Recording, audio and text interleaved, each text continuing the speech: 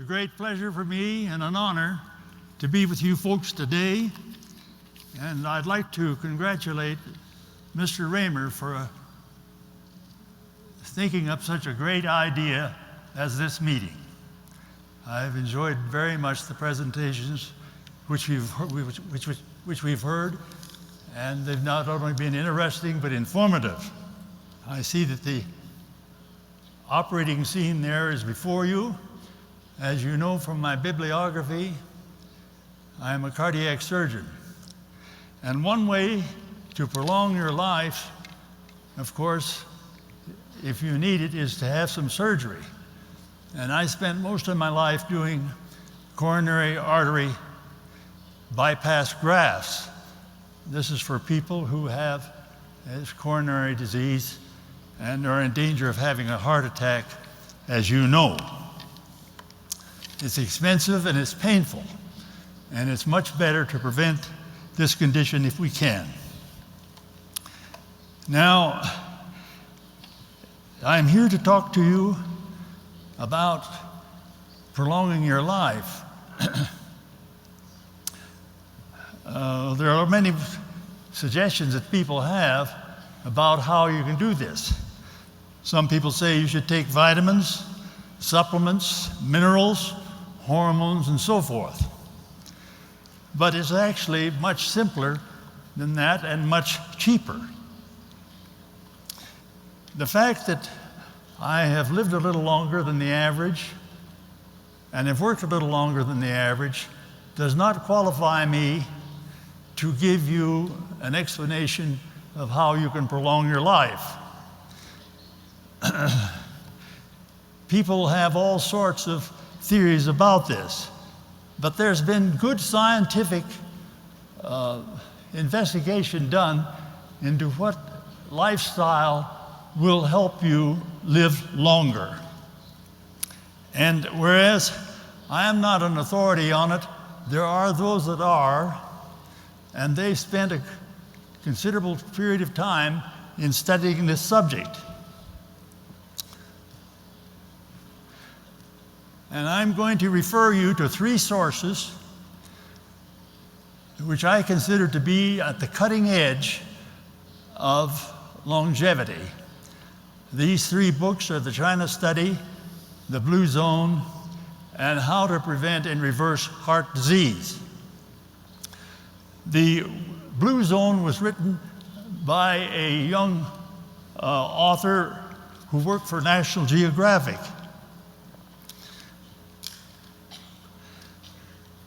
He teamed up with a group of scientists and doctors and studied those places around the world where people lived the longest.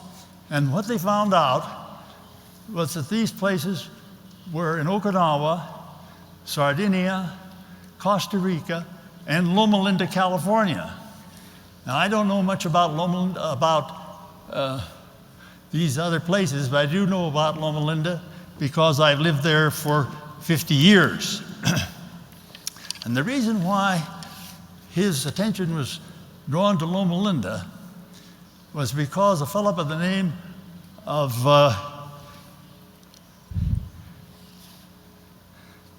Gary Fraser wrote an article on the longevity of Adventists in California. Now, there's quite a group of people who are Adventists live in Loma Linda, which is a university town, and they picked that out as the name for the study. But it's really a comparison of the Adventists in California to the regular population. And they found out that a Adventist male who's a vegetarian will live 9.5 years longer than a male in the regular population in California. Now, the Adventists have a certain lifestyle, as you know.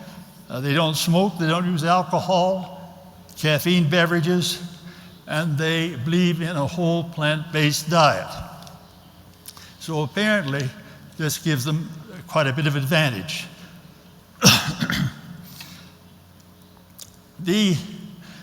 study which was done, this is a picture of Loma Linda Medical Center.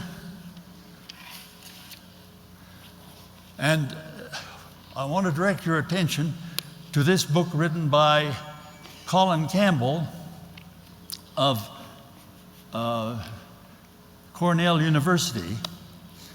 And he made a study of 880 million Chinese, and he discovered that those that had the best health were on a plant-based diet, and that the ones that used animal products were the ones that had the Western diseases.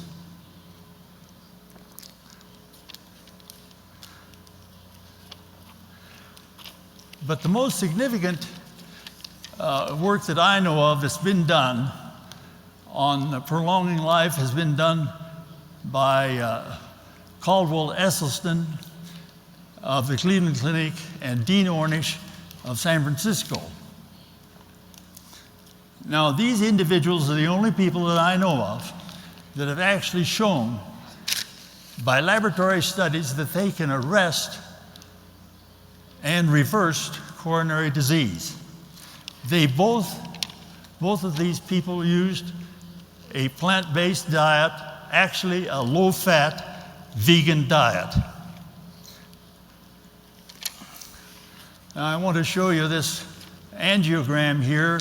The one that's on the left, you can see the roughening in the coronary arteries, and then after they put the individual on a vegan diet for several months, you see that that's cleared up.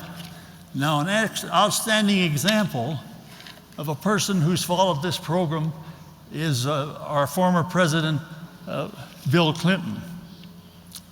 He had bypass grafts done in 2004, and he thought that he didn't want to go through that again, and so he got on a vegan diet, and he is an outstanding example of somebody that has done that.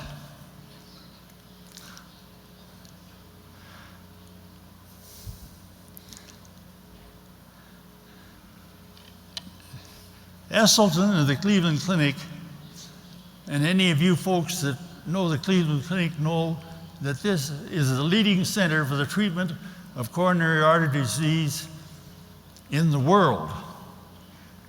The Cleveland Clinic developed coronary angiography.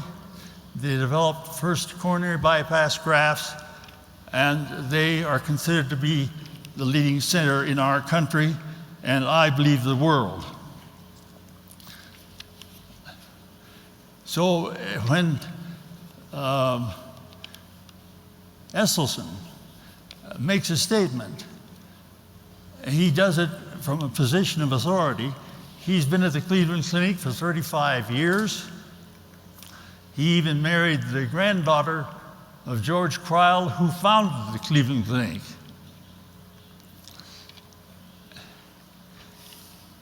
And he has, as I've stated, and you've seen, actually reversed coronary artery disease.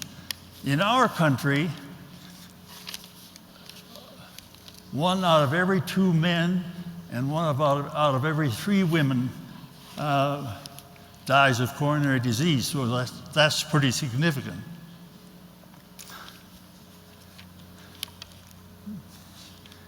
In summary, if you want to live 10 to 15 years longer, you should live on a whole plant-based diet.